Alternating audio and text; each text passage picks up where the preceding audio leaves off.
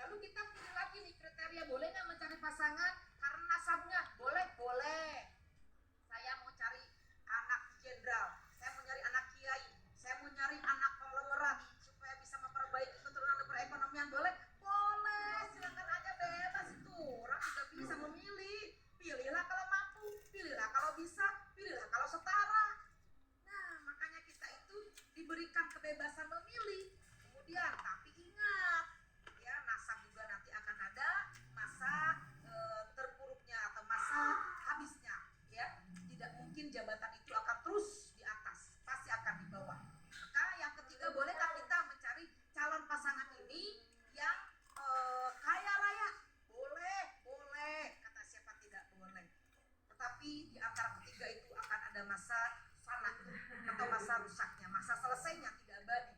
Dan yang terakhir, saya akan mencari pasangan yang baik agamanya.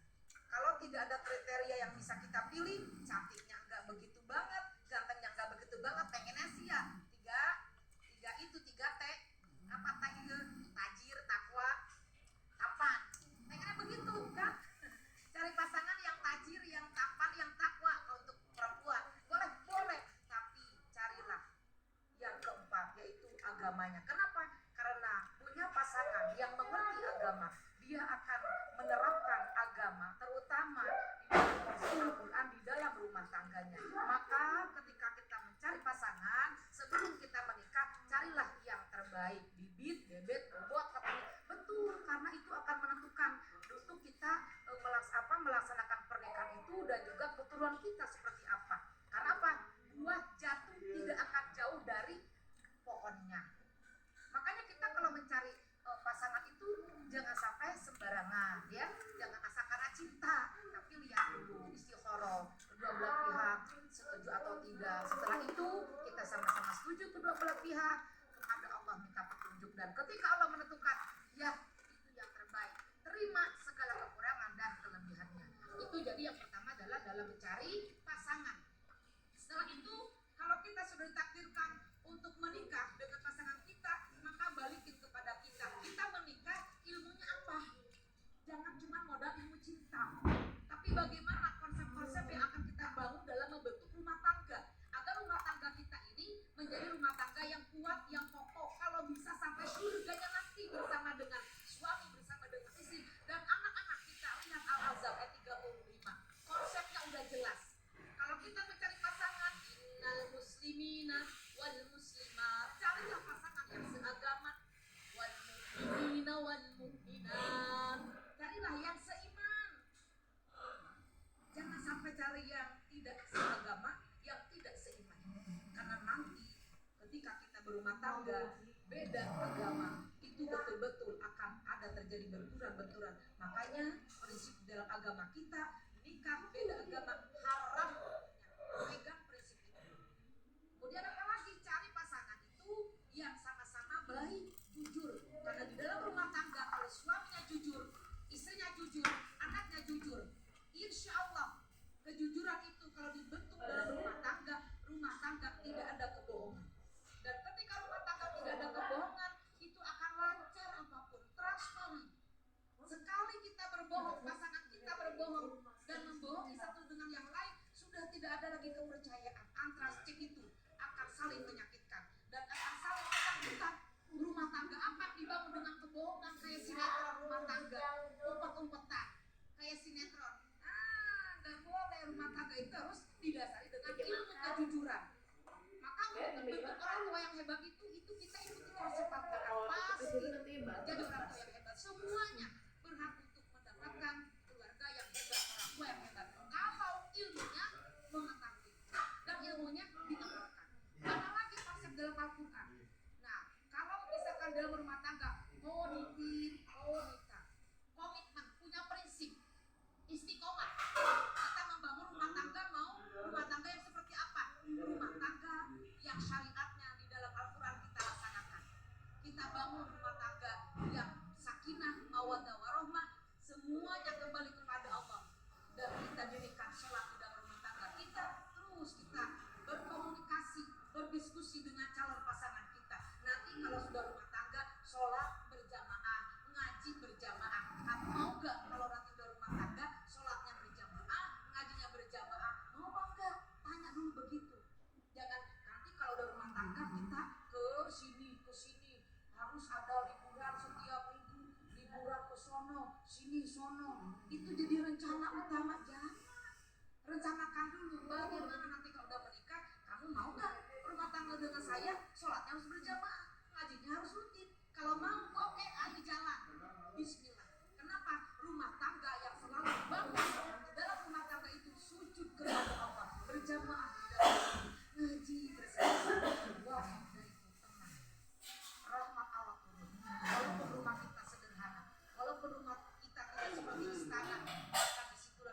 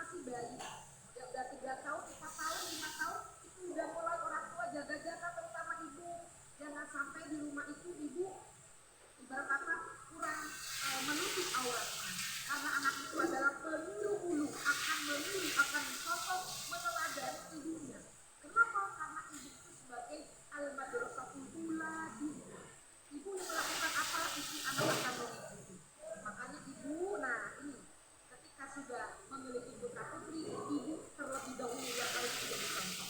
Ketika anak usia 6 tahun sampai usia 7 tahun, maka ajarkan anak itu cara sopan santun.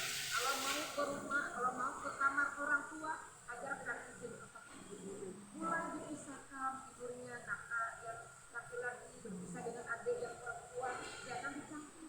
Jika kita mau ke toilet, gantian, gitu ya, tempat tidur, tidur, itu aja. Karena dengan kebiasaan itu akan membentuk kesolehan, membentuk akhlak yang baik. Dan kalau orang tuanya tidak mencontohkan dari hal kecil kebaikan-kebaikan kepada putra putrinya, bagaimana mau jadi orang tua yang hebat? Kalau orang tuanya sendiri cuek-cuek, alah dengan anak ini habis mandi selanang selonong, apalagi kalau misalkan yang toiletnya tidak di dalam kamar sendiri private, jangan seperti itu. Apalagi ibu, aurat itu harus sudah mulai dijaga, apalagi punya anak laki-laki, punya anak perempuan, usia balik udah mulai 10 tahun, 12 tahun, udah, kecuali wajah dan telapak tangan dan area yang bisa dilihatkan perhiasan, itu yang boleh dilihat. Artinya ketika di rumah, ibu harus menjaga aurat. Kenapa? Anak akan mencontoh. Minimal kita berjilbab, ya, kita tidak bermacam-macam, jilbab yang tidak membuat ribet, tapi kita selalu kepada anak mencontohkan, ini loh, ibumu sosoknya memberikan contoh, aurat tidak boleh buka-buka di depan orang lain, gitu ya. Dan apalagi satu keluarga berzikir kepada Allah dengan zikir sebanyak-banyaknya. Ibunya senang berzikir, ayahnya senang berzikir, anak-anaknya diajarkan berzikir. Apa itu zikir? Mengingat zikron katsira. Berzikir kepada Allah. Ajarkan anak-anak kita ketika sedang senggang, jangan sampai terlena dengan digital, dengan gadget, dengan handphone. Ajarkan, nak, sambil duduk disebut Allahnya, nak. Setiap detakan jantung, Allah, Allah, Allah, Allah. Duduk sebut Allah, nak. Dimanapun berada sebut Allah, nak. Berdiri sebut Allah, nak. Minimal melakukan segala sesuatu ucapkan dengan lafaz basmalah, nak. Sebelum kita memerintahkan kepada anak kita, contohkan dulu. Mau masak, bismillahirrahmanirrahim. Mau minum, bismillahirrahmanirrahim. Mau makan, bismillahirrahmanirrahim. Dengan doa-doa yang sudah diajarkan. Maka pembentukan orang tua yang ingin menjadi orang tua yang hebat, itu adalah keteladanan.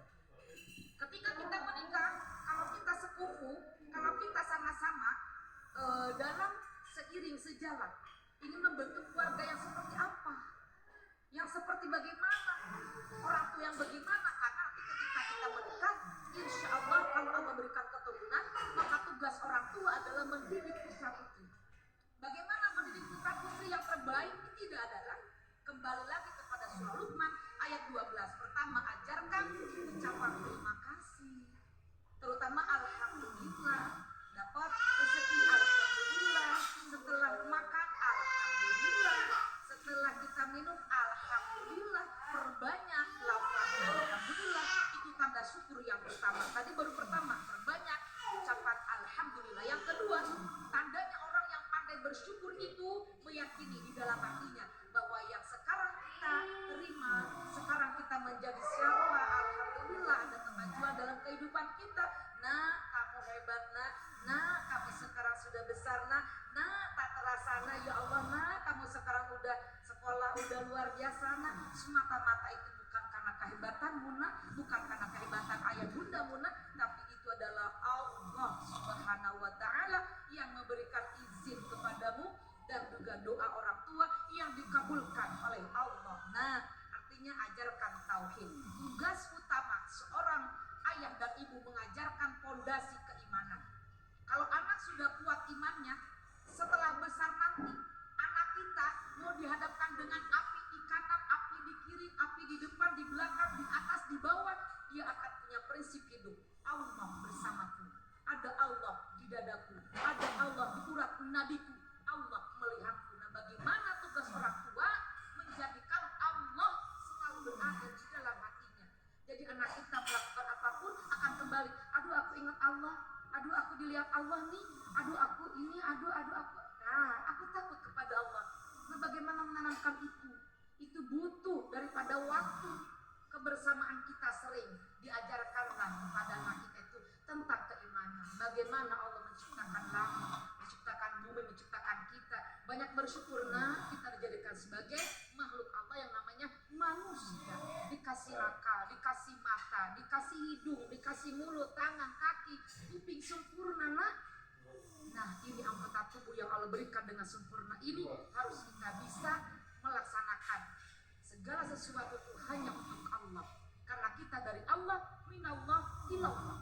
Ajarkan kepada anak kita tauhid. Yang paling kuat adalah tauhid. Kalau kita tidak bisa mengajarkan sebagai orang tua, masukkanlah ke sekolah yang berlandaskan Islam. Ayah bunda sudah bagus, sudah tepat memasukkan ke madrasah pembangunan Kuir Syarif Hidayatullah Jakarta. Kenapa? Karena guru-gurunya, ustadz dan ustadzanya betul-betul memiliki kompetensi dan kredibilitas keilmuan yang mumpuni. Dan ini sudah betul-betul pilihan yang tepat. Jangan takut tadi contohnya ini. Ananda Sabrina apa? Sabrina apa? Sabrina ya? Masya Allah, itu melantunkan surah Al-Insan. Masya Allah.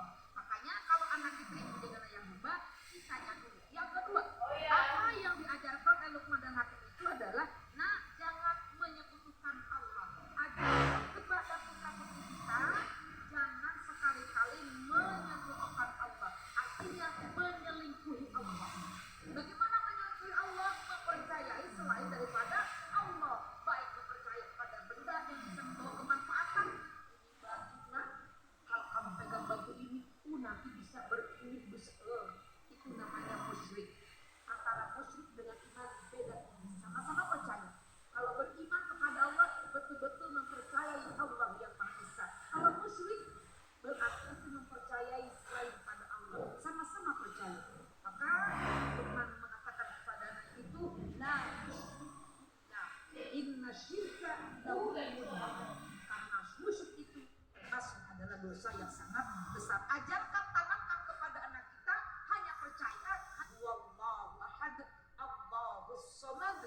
Nah, mau ujian, berusaha belajar semaksimal mungkin mama baku doa dan pasrah kepada Allah. Jujur ya ya, gantungkan hidup mati hanya kepada Allah. Lam yalid wa lam yulad. Ajarkan kepada anak-anak kita bahwa Allah ini adalah Esa, tidak pernah dilahirkan. Allah tidak pernah beranak dan tidak pernah juga dilahirkan. Jadi Allah itu betul-betul harus berada di dalam hati anak-anak kita. Walam yakun lahu kufuwan ahad, dan tidak ada satupun yang sebanding dengan Allah. Itu satu surah aja kita ajarkan kepada anak-anak kita. Masya Allah, luar biasa tuh keimanan. Yang ketiga, konsep Luqman kepada anaknya mengajarkan adalah, wahai anakku, berbuat baiklah kepada kedua orang tua, ibumu yang telah mengandungmu dengan susah payah dan dengan kepayahan yang bertambah, menyusuimu dalam waktu 2 tahun. Masya Allah. Ajarkan anak-anak kita itu untuk selalu merenung. Nah, sayang gak sama mama? Sayang gak sama ibu? Kalau sedang anak ada waktu, kita bicara berdua. Ajak anak itu muhasabah, ajak merenung. Usia berapa anak bisa diajak merenung? Ya usia ketika bisa diajak berbicara nyambung. Ya, bagaimana caranya? Ayo, saya gak sama mama. Ayo dibantu mamanya. Jangan teriak kalau bicara. Anak-anak kita kan kalau kecil masih usia belum tamyiz ya, masih suka teriak, masih suka marah-marah. Nah, kita jangan terpancing emosi. Sebagai orang tua harus memiliki perasaan yang betul-betul sensitif, peka kepada anak. Usia berapa ini anak nih? Kita ajarkan sesuai dengan usia. Komunikasi yang dijalin, yang kita lakukan dengan anak kita sesuai dengan usia. Maka ajarkan kepada anak kita itu sopan santun. Cara berbicara dengan ibu seperti apa, dengan ayah seperti apa, dengan kakak seperti apa, bagaimana dengan adik. Jadi jangan sampai anak kita teriak-teriak, kita diamkan aja, dirangkul di peluk. Nah, bisa nggak bicaranya pelan-pelan? Kan bisa kan dengar ya. Bagaimana anak itu teriak-teriak? Barangkali kitanya sebagai orang tua, kalau manggil anak, kalau manggil suami, main teriak, bisa jadi anak juga meniru kita. Nah, maka berarti harus diri kita dulu yang mengajarkan kesantunan kepada anak-anak kita, putra-putri kita. Maka anak akan apa yang kita lakukan. Dan ketika anak kita bersalah, jangan langsung kita hukum. Analisa dulu kesalahannya apa. Kita diskusi. Nah, kenapa berbuat seperti itu sayang? Kenapa nak? Marah-marah nak? Jadi ketika kita menegur anak itu jangan langsung disalahkan, langsung dicubit, langsung melotot, langsung marah, langsung kita itu kasih hukuman. Jangan seperti itu. Nanti anak sudah tidak peka lagi kalau berbuat salah dengan hukuman yang ada di luar rumah. Maka jangan biasakan anak itu dengan kalimat yang kasar, dengan ucapan yang kasar, dengan kecerdasan yang betul-betul harus kita latih kepada anak kita, itu kecerdasan emosi. Ibu, bapak jangan terpancing emosi oleh anak-anak kita. Anak itu adalah anugerah. Nikmati kebersamaan dalam keluarga, karena tidak akan terulang lagi. Hari ini adalah kenyataan, hari kemarin adalah sebagai gambaran, dan hari esok adalah harapan. Nikmati fase-fase kita dalam membimbing anak-anak kita dari usia 0 sampai hari ini. Masya Allah, indah ayah bunda. Berikutnya apa lagi yang diajarkan oleh Luqman dan Hakim dalam surah Luqman ayat 12 sampai dengan ayat 17 tadi itu, yaitu ajarkan kepada kita, kepada anak kita, suatu saat kalau orang tua memaksa untuk kembali kepada keimanan yang semula, maka kita jangan sampai ikut. Artinya begini, ada orang tuanya non muslim, mohon maaf, mohon izin, misalkan ayahnya beragamanya bukan Islam, kemudian anaknya mu'alaf. Nah, ketika anaknya itu mendapatkan ujian atau permasalahan, kemudian curhatlah ke orang tuanya, lalu orang tuanya bilang, makanya jangan begitu, udah balik lagi lah ke agama semula, agama ibu dan bapak. Disitulah kita diajarkan untuk menolak dengan bahasa yang lembut, qaulan layyina. Maaf ayah, maaf ibu, saya sudah memiliki keimanan beragama Islam, maka saya akan pertahankan dengan agama saya. Jadi jikalau ibu bapak mengajak kembali masuk ke dalam agama ibu dan bapak, kali ini saya menolak. Nah, itu diperbolehkan, justru itu dianjurkan ya. Maka kita sebagai anak semoga menjadi hidayah bagi orang tua, atau sebaliknya orang tua menjadi hidayah bagi putra putrinya. Next, kita lihat lagi apa konsep Luqman kepada putra putrinya. Wahai anakku, sesungguhnya jika ada perbuatan sebiji zarah pun, maka Allah akan membalas. Artinya begini, ajarkan kepada putra putri kita ini ajaran yang baik, kebaikan. Ajarkan anak kita itu berbagi, kemudian ajarkan menolong ya. Jangan sampai anak kita kalau lihat adiknya jatuh, diem aja menang. Urusan adik mah, biar aja adik tuh biar tahu rasa. Jatuh sih, lagi adiknya lari-lari jatuh, biarin aja mah, benjol deh ah. Jangan begitu. Ajarkan nak, itu adanya jatuh, tolong dibantu. Jadi bagaimana reaksi seorang anak ketika adanya jatuh? Di rumah aja dulu deh. Bagaimana itu diajarkan kitanya? Mungkin anak kita meniru, ketika dia jatuh, kitanya diam-diam aja. Jadi ketika adanya jatuh, dia juga diam-diam aja. Kalau misalkan anak kita ini yang besar, misalkan kakak ketika jatuh kita langsung respect. Aduh nah, apa yang terjadi, kita jatuh, oh mana yang sakit, tenang, oke, jatuh nggak apa-apa karena tadi kakak lari-lari. Nah, ini pelajaran, jangan lari-lari jadi jatuh. Sini, ayo mama obatin. Itu namanya contoh. Dan ketika adanya suatu saat jatuh, anak kita yang pertama akan mengikuti. Ada jatuh ya, mama ada jatuh. Oke kakak, dia dilihat adanya, langsung adanya akan meniru apa yang kita lakukan. Ada jatuh ya, makanya ada jangan lari-lari. Jadi jatuh, sini kakak obati, sini kakak ambilin lap ya, diam-diam ada ya, ada jangan nangis ya. Itu cara berbuat baik dalam hal kecil, menolong. Kemudian berbagi, ajarkan anak kita berbagi. Terima rezeki dari Allah, kasih kepada orang lain. Kalau anak kita diajarkan dari hal kecil, kemudian dia meniru dari keteladanan kita, insya Allah dia akan implementasikan kepada orang lain, terutama kepada saudara. Karena kita kan membentuknya di rumah dulu ya, belum keluar.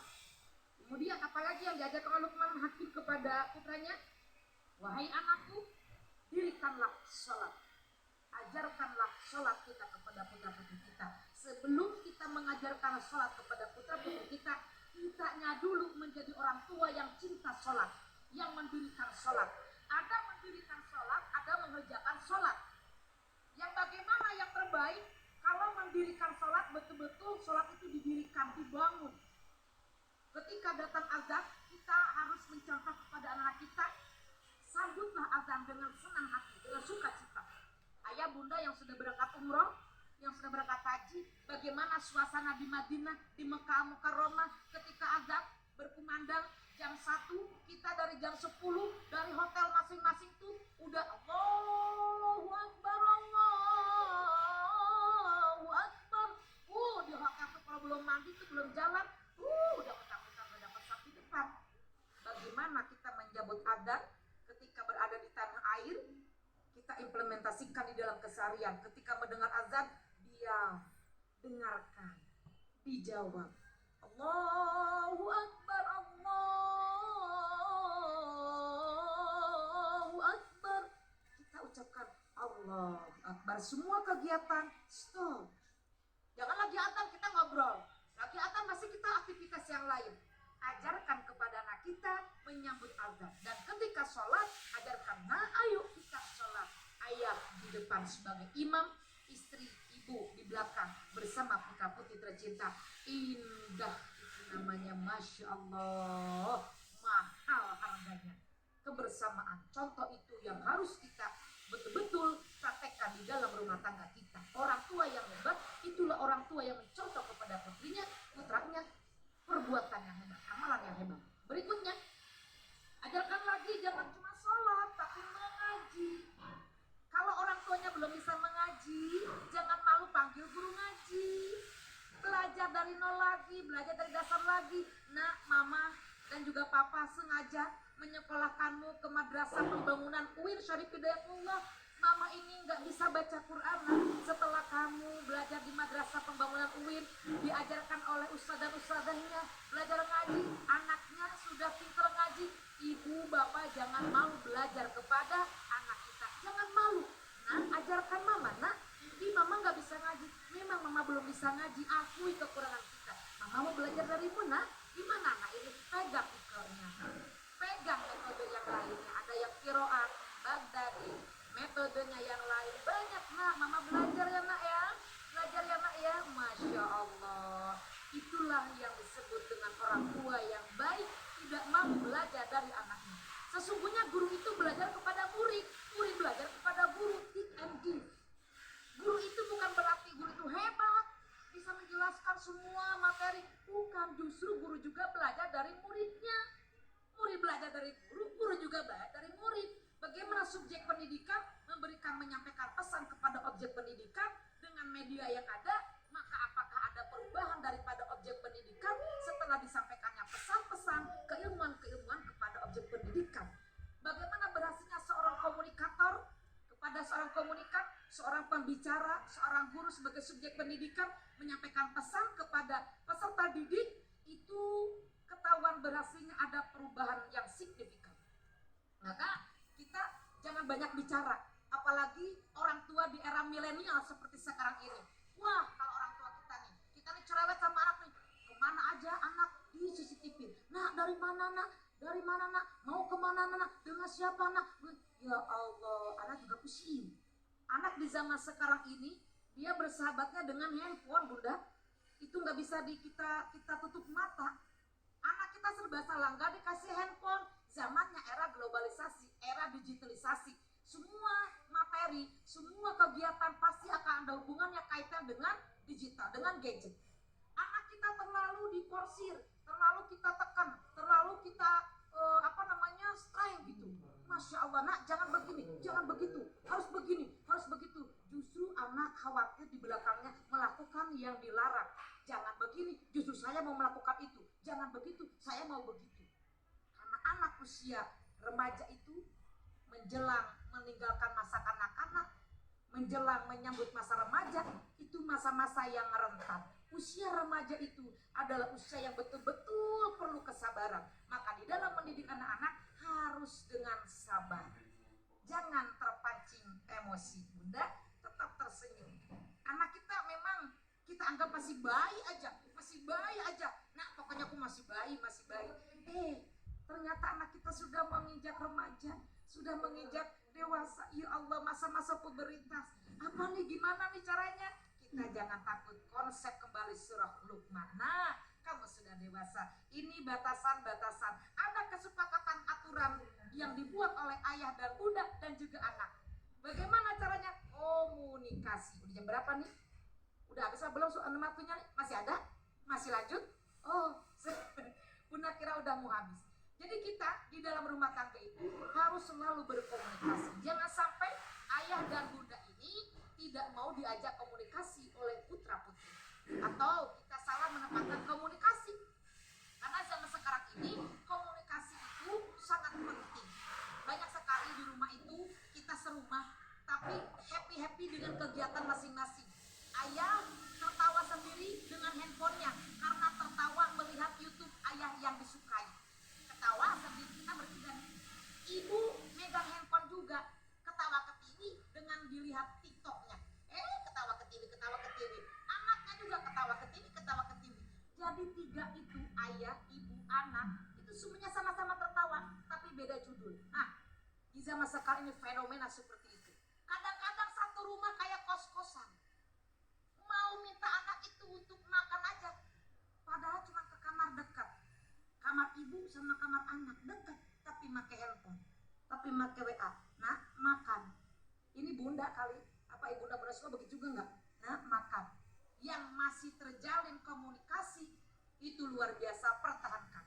Nah, ini yang susah, yang kurang komunikasi dengan putra putrinya dari sekarang. Bismillah, kita rubah. Karena kita harus merubah segala sesuatu yang kira-kiranya kaku, kita harus merubah. Bagaimana bunda berkomunikasi dengan anak?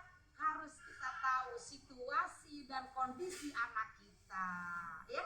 Anak kita lagi capek, kita jangan sampai hilang sendiri, bahagia sendiri, ingin curhat kepada anak kita. Lihat anak kita capek, anak kita lagi santai. Nah, disitulah orang tua masuk, kasih materi, kasih nasihat, ajak diskusi, kita ajak happy, ajak relax. Nah, itu biasanya kebersamaan keluarga itu di tempat makan, di meja makan, suka saling curhat, ayah bertanya kepada putra putrinya. Nah, tadi gimana nak? Sekedar menyapa itu senang, anak itu disapa senang, dipeluk tuh senang anak itu. Kemudian diusap kepalanya, dicium keningnya. Kalau berbicara empat mata tuh harus tertuju kepada mata anak kita. Masya Allah, itu sangat bikin comfortable. Anak itu dibuat nyaman, anak itu dibuat bahagia. Kenapa? Karena sebagai orang tua bertugas untuk membahagiakan anak, memfasilitasi anak, dan mengenal bagaimana ini anak bakatnya.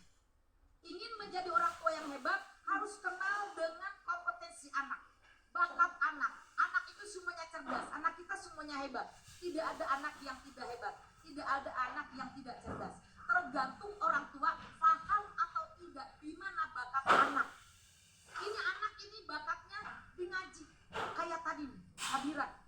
Itu peka orang tuanya mengajarkan supaya menjadi hafidh. Bagaimana? Diajarkan terus. Sekali dilihat, wah ini bakatnya nih,